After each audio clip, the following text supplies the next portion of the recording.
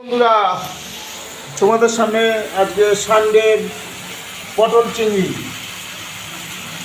আর পরবর্তী আইটেম থাকছে দেশি চিকেন পোলট্রি মুরগি। বলো কেমন হবে রান্নাটা, কষা কষা না ঝোল? আমি তো পছন্দ করি কোনটা বলতে পারলে 501 টাকা পুরস্কার করা হবে।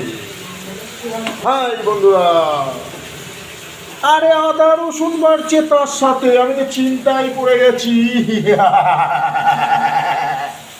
কামান বেবি, ও বেবি, একটু নেড়ে দেবো খানিকটা পটল চিংড়িটাকে, আমি নেড়ে দিলাম। আহা হা, অমর শিল্পী তুমি কিশোর কুমার। এটা শুধু চিংড়ি দেখতে পাচ্ছি আমি, এতে পটল কোথায়?